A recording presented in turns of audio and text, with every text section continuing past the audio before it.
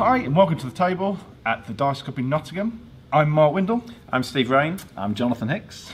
And this episode we are talking about, how to explain it, games that you should play a second time.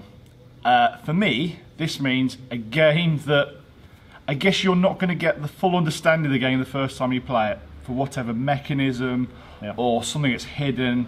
I guess it's a woolly sort of thing because I think everybody's going to have their own interpretation, but yeah, it's an interesting idea.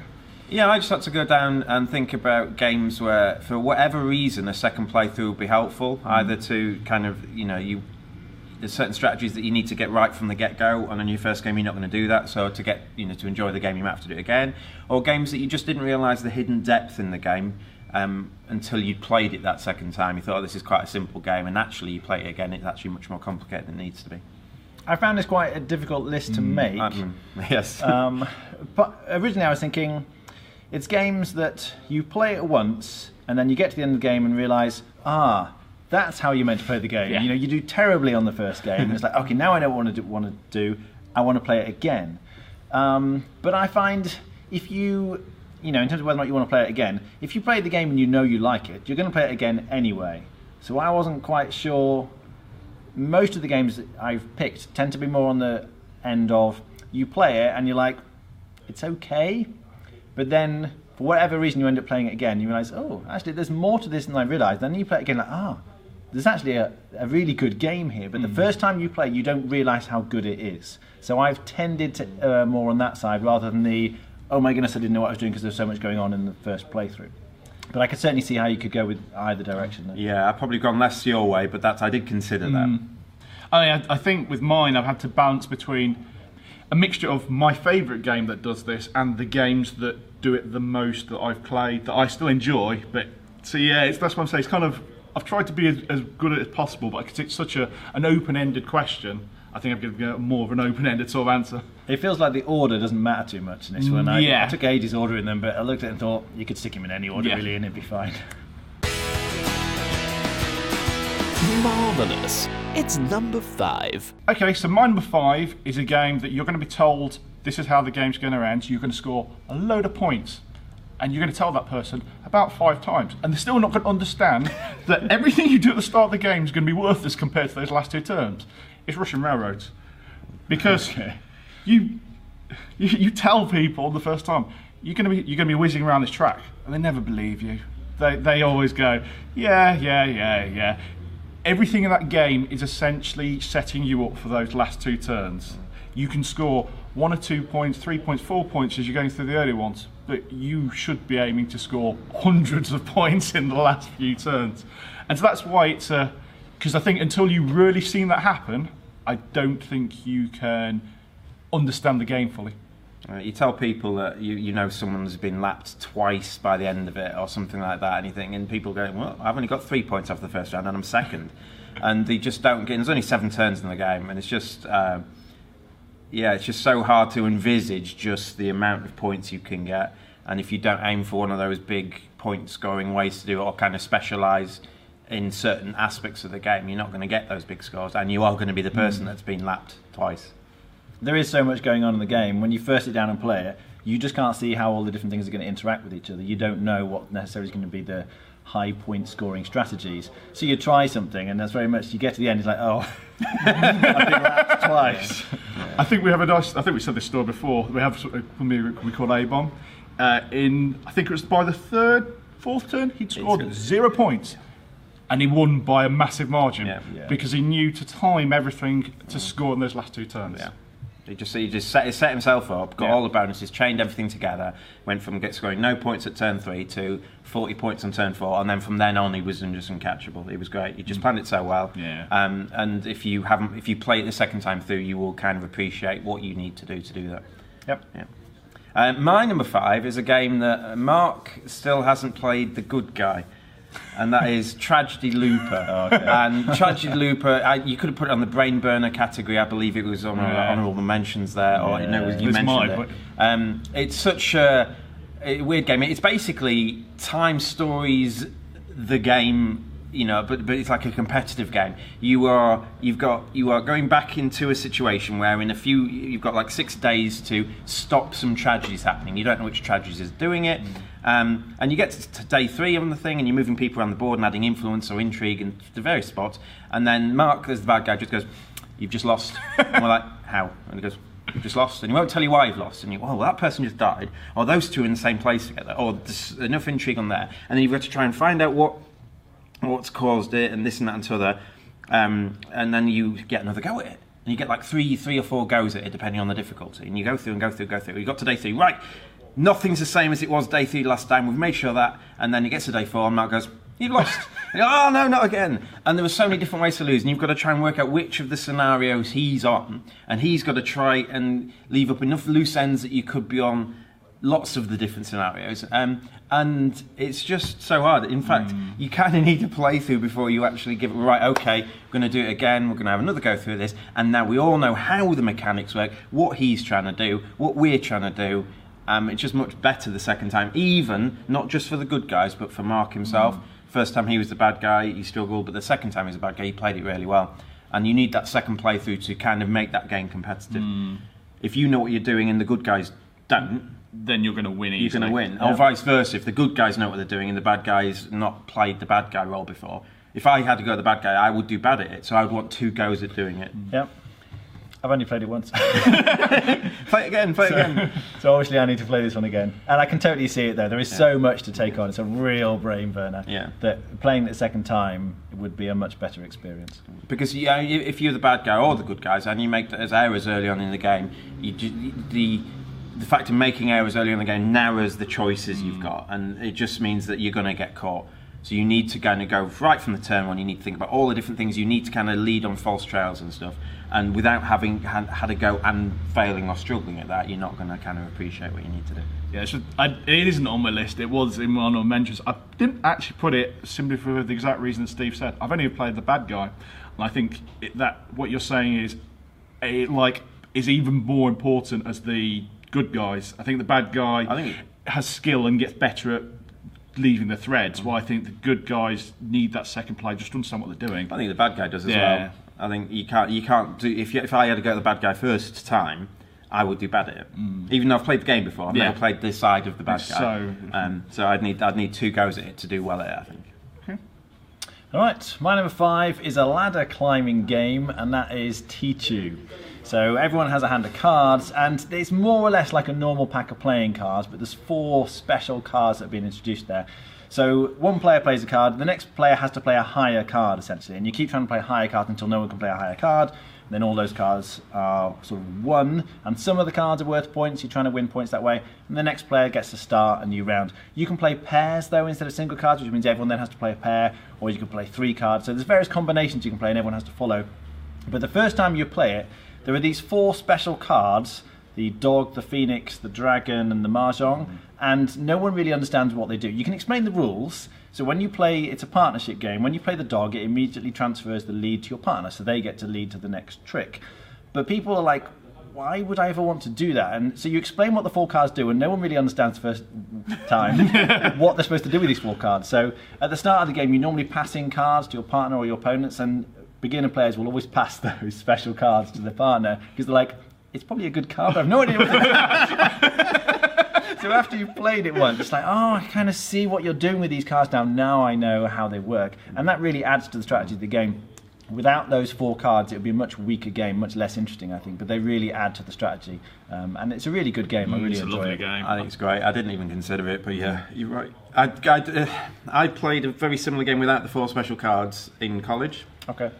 And we sat there and played it for lunchtime after lunchtime. So when you when you said this is how you play Tichu, I'm like, oh wow, this is brilliant. 4 bonus cards, I understand what was going on. But I can understand for a person who hasn't even played the base game before, those extra cards thinking, well, they're irrelevant, I'm just trying to get rid of my cards. Because you get bonuses for being the first person to get rid of your hand, and you get penalties for being the last person to get rid. So something like the dog, my partner's struggling to get rid of some of his cards, I will play the dog so that he can at least get rid of his weakest cards or his worst cards. Yep. So learning how to teamwork in a game where you can't technically teamwork, if you know, Yeah. is something you learn. Again, I didn't think to put this on, and I might have considered it. I don't think I'd have considered it but I do like the game. It's a really good game.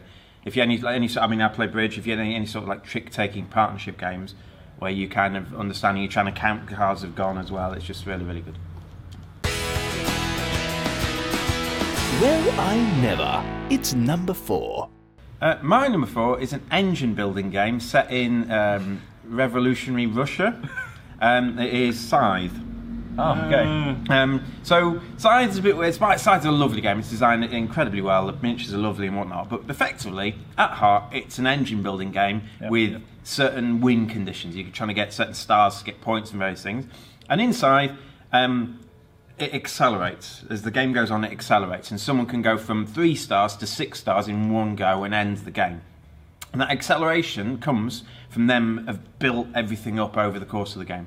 And if you haven't played before, you don't appreciate just how the engine building works. And I think, and I've played Scythe, and anyone who's played Scythe has gone to that point because, all right, I'm halfway through the game, I realise what I should have done on turn 1. And that's why you need the second playthrough. You just realise, I know what I should have done. It's such a brilliantly designed game. You can't really teach people what to do at the start without just telling them. They appreciate that for themselves. Halfway through game 1 or at the end of game 1, what they should have done, and therefore demands a second play.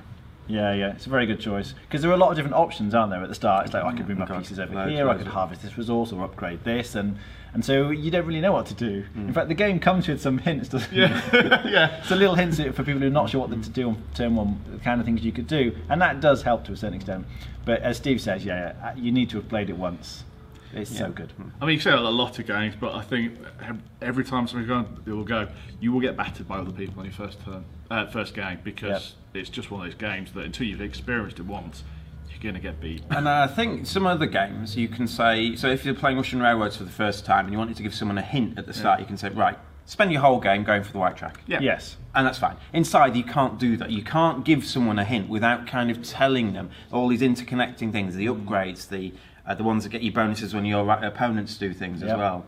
You can tell them they're good, but they're not your whole strategy. They're part of a larger thing or part of your engine or incidental to other things you should be doing. And so you can't just give them that tip at the start, in which case you need to play it, you need to understand what's going on, and then next time you need to kind of do it better. You can say the 6 stars thing. Well, like say Russian Railroads, you can have a strategy. In that, you've got to have multiple strategies, and you've got to get them all to work together because these stars don't. One doesn't necessarily help another. You can win without getting 6 stars, though. So Because you can do other things as well. So it's not necessarily the first to get 6 stars wins. That's what ends the game. Yeah. And the person who's built the best engine generally will end the game and generally will win, but not always. All right, to my number 4, is it we're on? Is Race for the Galaxy, which is a heavy card game. And it's one of these, as I said earlier, I've tried to steer away from games where I just didn't really understand what I was doing the first time. And I'm thinking more about games where you don't know whether or not you like the game after one play. And for me, Race for the Galaxy was very much like that. Having played it once, I was like, I don't know if I like this or not. Maybe it's a good game, maybe it's not, because it's just so overwhelming. There's so many different symbols, figuring out how it all gets together. You're going to do terribly on your first game, but then when you play it a second time, you're like, oh, I see how this is starting to come together, and you realise the kind of strategies you can make. It's all that difficult decision of, you have a hand of cards, you can use some of them for money if you like to buy other cards, and some of them cards you actually want to play, and making that decision of which cards do I want to keep, which cards am I just going to get rid of and spend as money is really, really difficult. But how all the different cards then interact with each other as well adds a massive layer of strategy. This is a very deep game, there's an awful lot to it, and you'll see people who've played it a lot will whitewash people who haven't played it that much. But I do really enjoy it. The more I play it, the more I enjoy it. So it's one of those, if you play it and you're like, oh, I guess it's okay, really, really complicated, but the more you play it, the more I think you will like it, so you definitely want to play it more than once. It's got a big following, this game. There's loads of expansions. The symbols kind of put me off. I think it's a great inclusion on this list. I just don't like the game, I'm afraid. I prefer Roll for the Galaxy. I think I slightly prefer Roll, but I think it sits the list better. I mean, even ignoring the strategy level, which I think the strategies in Race are deeper than Roll. Yes. The iconography alone, which is a completely separate thing, top it entirely, will put... Because you're just going to go, what does that mean? Yeah. Every card you draw. Yeah. And you get it as the more you play, the more it becomes second nature to read it, and the better you get the game at the same time. Okay, my number 4. I'm going to need my phone to check this one because I need to get the list of why it's in there. This sounds silly, but you'll understand why. My number 4 is the release Matago Inish, because it's a combat game, except it isn't. Inish. It's INIS, I think. Yeah, that they pronounce okay. it. It's at the end. Yeah. I thought you just said it wrong. No, Okay. I can pronounce, because you put a war game in front of somebody, they think the idea is to batter my opponent into submission. That isn't how you win in this game. So that's why I need my list for, because there are 3 ending conditions to the game. The first is have your clans, your little guys, in 6 different territories, or rule over 6 other clans, which is, so for example, if you have 4 in an area and somebody else has 3, you are ruling that area, so you're ruling over 3, and you need 6. And the last one is to be in location with 6 sanctuaries. So yeah, I just want to check because it's annoying to remember that constantly. But you can tell anybody, to do this, you need to be aware that that's going to happen. That's how people win the game. But people just get caught on the first game of, I need to beat people up, surely, this is a combat game. And you can't tell anybody how to play it, and until they've played it once and seen, they've gone, oh, I've just let you walk into the victory, haven't I? Because I wasn't paying attention to the winning conditions. That's why it's in the list for me, because it's, yeah, let's get rid of the phone. But yeah, because you just can't teach it to somebody. They have to understand and be aware of how they're going to lose. Have you got it? I had it, but because every time I play with new people, it's just not that fun for me, because I'm going, well, I know how to win now. They all need to play it twice, yeah. And people That won't, makes sense. because they lose. And so if you don't, you need to play it with the same group repeatedly.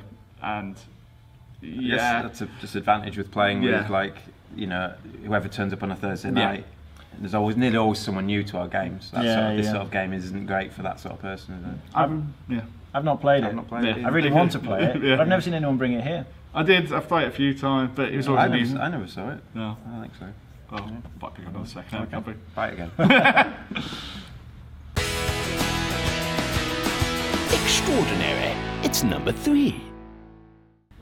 All right, my number 3 is Patchwork. Now, we've talked about this a couple of times before on other lists. It's a 2-player game where you're building up your patchwork quilt. But the first time I played it, in fact it was Steve who taught it to me, I was like, well, it's okay, the theme really didn't grab me. And I can sort of see the strategy. You need to fill up your board, so you want the big pieces, but the pieces have different costs. So it's like, is this piece worth the cost? I'm kind of getting 6 squares for a cost of 3 buttons or something, is that good enough? And so you sort of see, all right, there's a little bit of strategy there. But then for various reasons I ended up playing it again. And the more I played it, the more I realised there was to the game. Each piece has 2 costs, in fact. You've got the cost in buttons, which is like currency. But you also have a cost in time. There's a time track that runs around the board. And some pieces might be very cheap in buttons, and you think, yeah, great, I'll get them, it's really cheap. But it uses up a lot of your time. When you run out of time, your game's over. So that balancing act between not using up too much time, but not using up too many buttons, whoever has the most buttons at the end is the winner, it's actually really well designed. And you start looking at all the different pieces, and you realise these pieces are really interesting. Some pieces look really good, but actually aren't that good at first glance. And then others aren't good, but look good, or whichever way around it is. There's a lot more to think about than you first expect. So it's a really good game. I'd highly recommend it if you want to play a 2-player game at all, really. But it's definitely one of those, the more you play it, the more you realise just how good it is. Yeah, I think there's more depth there than you get straight away, so it sits perfectly on the list. Yeah, I think it's great. I think the first time I played it, I finished negative. I'm not sure, is that against you? Maybe? It's very easy to do that. I mean, I finished negative. Yeah. But if I played it now, I never finish negative because I understand the strategy now. I think you can plan ahead. You can just take. You can be reactive, just take what's best for you every time, or you can plan ahead. You think, brilliant, he's 5 times ahead of me, I can say, oh, okay, so if I only take that one, I'm going to have another go, and then I'm going to have another go, and then I can force him to pass, and then and you can really plan ahead, and in the first time you play it, you just don't see any of that. It's really, really good. I think it's the #1 abstract game on Board Game Geek. Oh, okay. I believe so, yeah. If you search for the abstract ones. Right, yeah. Because the theme is effectively irrelevant, but it's just tacked on a bit. But I think it's great. Yeah, it's good. My number 3, I'm going to need one of these guys to explain what I'm trying to tell you soon, is Twilight Struggle. ignoring the fact the depth of the game, I'm going for one particular mechanism in it, in the fact that you can do things on your first playthrough that are completely pointless because a card's going to come out later and destroy it. Now you'll be able to tell me what those cards are. Yep. So my number 3 is Twilight Struggle for exactly the same reason. There are some cards. There's a card that comes out in the early war, and it's the US takes control of Japan, or something like that. I can't remember, or South Korea. I think it's Japan. There's also a similar one for Romania. The USSR takes Romania, or something like that. Cuba, I think, as well. And there's Cuba as well. So if you don't know what to do, and it's the first time you've played it, and you understand the rules, and you understand what's going on, and you're like, brilliant, I'm the USSR, I'm gonna put enough influence in Japan to control Japan. I've wasted 2 turns adding influence there, and then the USA goes, take control of Japan, USSR can never go there again. What a waste. That's irrelevant to the rest of the depth in the game that you need to learn anyway. And there are certain places that you shouldn't go. There's certain places until certain cards have been played that you shouldn't waste your time going there because that card's just going to undo any work you had there. And to a greater extent, this game you need to play again anyway, just so you know what cards are coming up. Just so you know where the scoring cards are going to come up, how frequently they're going to come up. You can have an idea, you can be told, but until you have an idea, they come up like every 2.5 rounds or something as they cycle back through and cycle back through. Certain cards that do this, certain cards that negate good cards for your side or bad cards for your side. I even think you should play it twice just to swap sides. Yeah, true. I think there's for newer players, it feels like the USSR is a bit easier to play. And so if you're both new and you both swap over, you've both got a chance at playing either side and trying to compete. Yeah. To a certain extent, if you know your history, you'll know that as the Americans you shouldn't try and go in Cuba because the US are going to get it.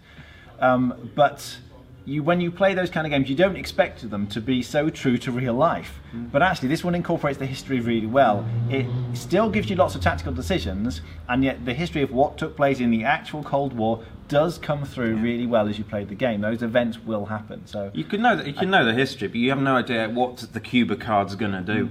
Yeah. So you could try and, brilliant, maybe the Cuba card just puts 3 influence in there. No, what it does, it takes all USA influence out, puts enough. So it just kind of, it wrecks. It can wreck. It's very brutal as a mechanism in a game. It's literally, you're losing there. But if you know what's coming up, and I agree with Jonathan, thematically and historically, it works. It really does work in the different things.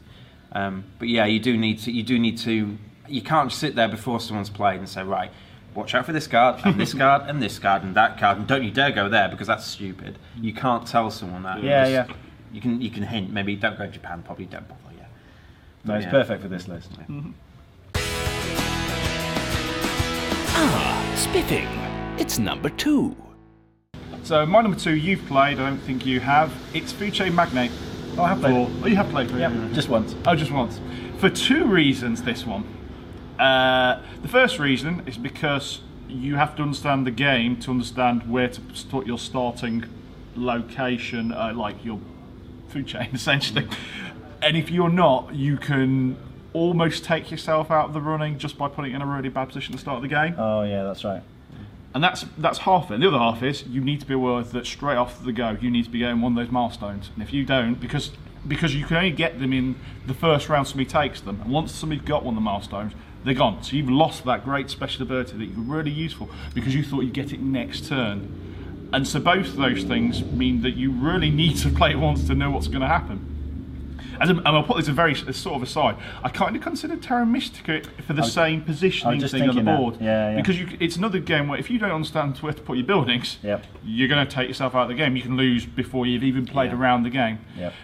But Food Chain Magnate has the other bit as well, and I love the game. Yeah, I definitely, I understood the mechanics of the game and what I was trying to do, and the first playthrough, I did rubbish. I think I had like 14 waitresses or something, and they gave me my money because I wasn't getting money from anywhere else. They all got the fridge without me, which meant that they could store food from round to round, and that was a milestone. I could never get a fridge. How could I never build a fridge in this game? They've got a fridge because they did it on the first round, yet fridges are no longer available for me. It's just, it is a very complicated, it takes up a lot of table space, there's loads of options, and you just need to appreciate certain first round things you need to do. I wasn't hampered in my placement, but I was hampered not getting the fridge, I believe. It simulates running a business really well, actually. The artwork really turns me off, to be honest. But that feeling of, oh, I'm running a business, I need to hire these people and this equipment, it does it really, really well. Advertising to nick things off people and timing it right. Planning. Sarah nicked Rob's things by flying a plane over saying, please eat more burgers, and then Rob wasn't making burgers, and it was really, really good. It's a really good game, but you do need a second playthrough. Yeah. All right. My number 2 is 2 games, because it's not the games themselves, it's the mechanics. If you've never played with this particular mechanic before, the first time you play through you will struggle. The 2 games are Alchemists and Sleuth, and it is because of kind of the deduction part, like a really proper good deduction game, trying to work out either the combination of ingredients in Alchemists or the missing diamond in Sleuth. So it's not necessarily the games themselves, but the first playthrough of Alchemists is really hard to explain what people need to do. And the first time you play Sleuth, it's a bit easy to explain what to do, but if you've not tried to record what you're missing before, the second time you do it, you will do much better. Once you've appreciated, I needed to make notes on that, I didn't make notes on that, I'm going to struggle. Yep. And in Alchemist, the same sort of thing. You need to think about how you arrange your grid. How on earth have they solved it when I only know 2 things? And that the second time going through, after you've realised what you didn't do the first time, and once you miss it, it's very hard to go back. So in Sleuth, if you miss writing some stuff down, you think, I should have really made a note on who asked what, or what they actually, or how many cards they passed. I didn't know what those cards were, so I didn't bother making a note down. And the second time you play through it, you realise what you needed to do the first time. Shorthanded Sleuth is horrendous. I mean, it's part of the fun of the game, but you have to. I mean, Alchemist less to extent, but Sleuth the shorthand is literally got this tiny amount and this tiny bit of paper around it. We think I need a pad of A4 paper to get enough information on. But yeah, they're both great and exactly correct for both of those reasons. No, they're Perfect. Brain burnery, and I know some people won't like the games for the reason. They might not like the effort they need to go for the deduction to succeed well at the game.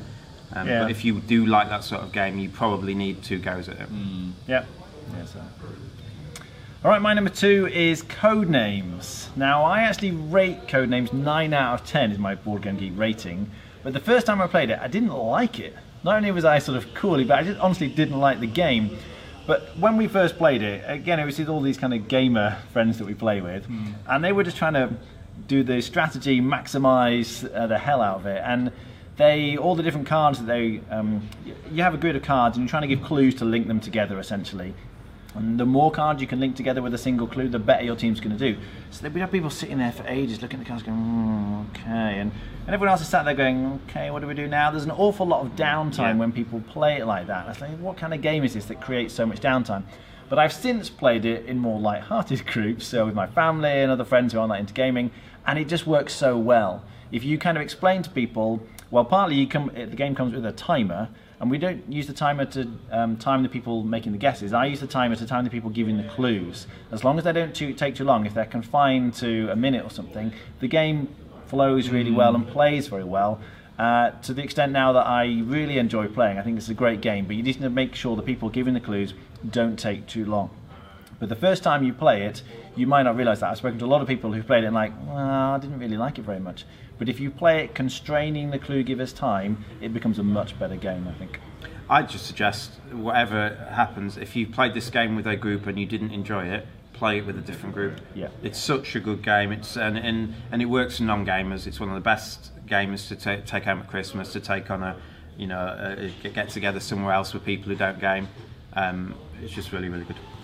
I wonder if the pictures one's maybe slightly better to play with gamers, whether it throws it enough. I'm not sure. No, I think the timing. I think the timing will do. I think it's important. I think the timing, making people not kind of overanalyze, take 5 minutes to get the best move. Yeah. Just kind of getting them to make a move. It's just the tempo. It's meant to be a thinky game, but it's meant to be a fun party game. It's a light-hearted thinky game. If you're taking it too seriously, you're missing the point of the game. I think it should be quick, shouldn't it? Yeah. But yeah, if you didn't like it, play again. Yeah. By Jove, it's number 1. Hi, so this is number 1. So we've got the Stonemaier Between Two Cities cards. You can pick one for one, so you don't normally get to pick them. Oh, he's going for that And one. we've got shirt colour in rainbow order. I think mine's slightly blue. I don't think grey's in the rainbow. I've got black. Red, orange, yellow, green, blue, and then you go last. I'll go last. Okay. So is it? Roygabiv. So me, Steve. Okay. Okay. Remember the weird order. All right. So my number 1 is Elder Sign. Now, the reason it's on my list is because, well, let me explain briefly. In this game, you're rolling dice, essentially. It's a little bit like Yahtzee. You roll some dice and you're trying to match symbols. So it's a Cthulhu-themed game, think Arkham Horror. So you maybe need a skull and a scroll and 2 magnifying glasses or something. So you roll the dice and then you get to re-roll some of them, the ones that don't come up what you want. But each time you re-roll, you have to lose one of your dice. So if you start with 5 dice, then the next time you re-roll, you're only going to have 4 dice to play with, so it makes it harder. So you're trying to get to the symbols you need, but you can't re-roll too many times, otherwise you just run out of dice. So it feels like it's just totally luck. And the first time I played it, I think we played it with 5 players, and it took ages. Like you roll your dice, you roll your dice, you roll your dice, and then you didn't manage to do it because you were unlucky. The next player has their turn, and then you wait ages for it to come all the way back down round to you. And I was like, this is not a good game. But then I got the app version of the game and was able to play it a lot, just solo effectively, and realised there's an awful lot of strategy to this game. Although it looks like you're just rolling dice and it's luck, because of the number of dice and the number of times you're rolling the dice, the luck does balance out. And so I'd highly recommend playing this with 2 players, actually. It works very well with 2 players, because the turns are quick, there's not a lot of downtime, and you can really plan your strategy together. It's a very well-designed game. It does work really well, even if you like the kind of deep strategy. There's plenty to think about in this game, but on the surface, it doesn't look like there's any strategy at all. So I'd highly recommend playing it again, so that you can see, oh yes, there is a lot more to this than I thought. So I really like it now, but I really didn't when I first played it.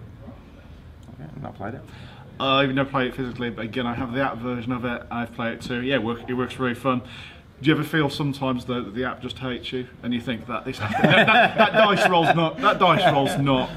This is a loaded app on some of the dice. We're just sitting there going, Sometimes. right, I've rolled 5 dice. I've got nothing that I want. I've played Risk against the computer a few times, and when they've got 1 guy left defending and you're attacking with 10, and they go 6, 6, only a 5, but I win 6. Oh, what?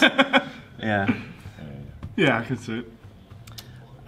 My number 1 is a game, the first time I played with 7 people. That should probably give you a clue. And I was the only one not to have played it before. So I sat in between 2 people who had played it. And it's a drafting game called 7 Wonders. As we were playing, the person to my left was telling me what all the symbols mean every time I picked up a hand. What's this one do again? What's this one do? What's that? And they were putting out symbols. And we not only played 7 Wonders the base game, which if you haven't played you should play, it's great. We played 7 Wonders with leaders and cities. So we had all this stuff in. And then the end game scoring comes down and you go, what's this? What's this? What's this? I spent the whole game going, what's this? What's this? What's this? And I'd never played a drafting game before as well. And it was mental. I enjoyed it. I did enjoy it. But I didn't have a clue how well I would do at the end, because...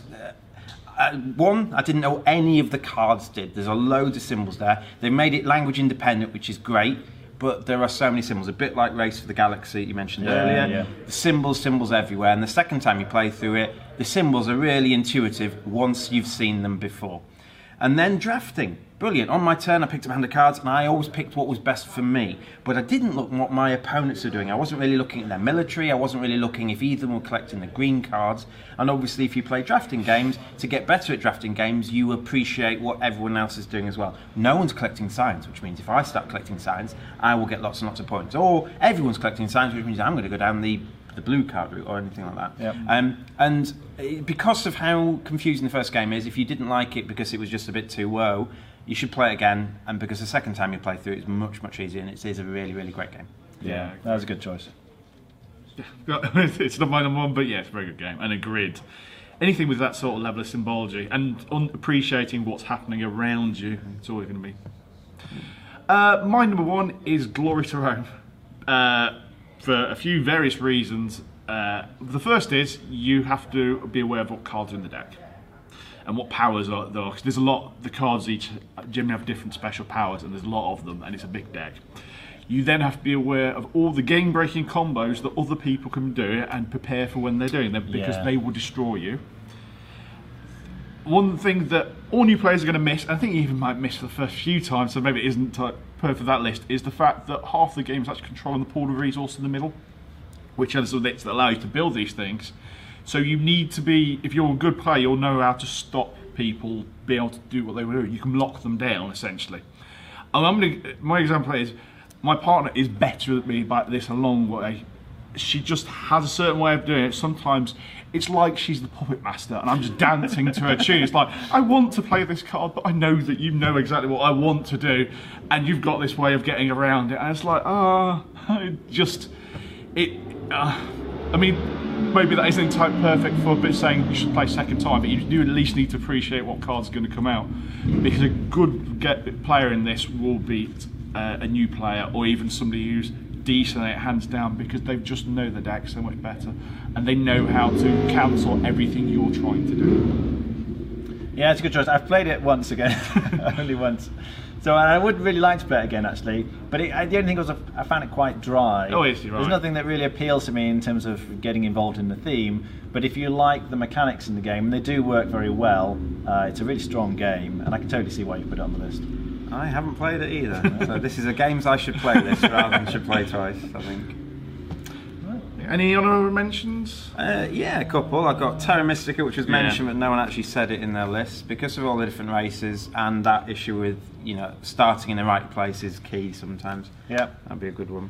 Marco Polo I put on the list, mainly because the Voyages of Marco Polo, because the travelling thing, it seems like it should be easy and it's really, really hard. Yeah. So you get these sort of ticket to Isle style destinations you've got to get to during the game, and so you pick a couple thinking, yeah, I can get there and there, and then you realise halfway through the game just how incredibly difficult it is even to travel one space, and you realise, I'm not going to make it, I'm not even going to get close. And so next time I know travelling's hard, I need to do this or this. The player powers are nice as well, to play the game with a different power. The powers are brokenly, stupidly good, broken almost. Yep. And to play the game with a different power every time is just quite nice to have that variability. Yep. I picked Galaxy Trucker. Okay, because you're building your ship and you think first, oh my god, you've just got to get a ship that fits together, and then you set off and people go, no, that doesn't go there, that doesn't go there, and your ship falls apart before you start, and then you actually get there and the pirates kill you for the rest of it. Right, next I'm going to do better, build, and then meteors hit you or whatever. But the second time you play it through, you just get better at picking the stuff, and then you also have an appreciation of the difficulty of each of the sets of cards you come out as well. And I picked one other as well, would be Dungeon Lords. Dungeon Lords as well, because again, you need the mechanics of what's going on and to take the spots. Fair enough, that's fine. But beating the guys back, how do you beat the guys back? Which guys do you not want to face? You do not want the paladin. Oh yes. Kind of appreciating when you've got halfway through, you think, oh, they've already wrecked all my dungeon. So the second half there, even though you know what you're doing now, the dungeon you're already over to some extent. Yeah, I mean, we played this recently, and it does come down to, especially with the combat thing, you need to kind of half play it regularly just so to keep that bit smooth, because it slows down so much if you don't understand the logic. Awkward, I don't quite like the combat, and it needs to be done that way, but not understanding what you need to do to prepare for the good guys coming in. Mine one's going to be, it's kind of a divisive game. It's Cosmic Encounter purely just because the powers are so random, and I think you need to appreciate that everybody's got really random powers after the first time playing it. And if you're Steve, you need to appreciate the fact that somebody can negotiate a win, which I can understand why people hate that, but that's not a win. I don't like the game, I'm afraid. No, it's definitely not your street, and it's very much the most divisive. People either really like it or they really hate it. I don't think there's a middle ground. I have played it twice, and I think I still don't like it. I put Splendor on my list. Oh yeah, that was on mine as well. Mainly because the first time you play, you think, yeah, it's okay, pretty straightforward, get some gems, get some cards, whoever does the most efficiently wins. But then you realise actually it's not necessarily about building an engine. You can go for particular cards, stockpiling certain kinds of gems, and actually do very well and potentially build someone who's doing the engine route. And until you realise that, like, you need to play it again or a few times before you realise there's more strategy to this than I first appreciated. Long-term planning in that game, you don't realise it's that. You just take what's best for you at the time, but you don't plan ahead sometimes. So. Yeah. Well, this has been the table again at the Dice School. If you have any comments, any thoughts, any opinions, leave them in the comments below. I've been Mark Windle. I'm Steve Raine. I'm Jonathan Hicks. Thanks very much for watching, people. Bye.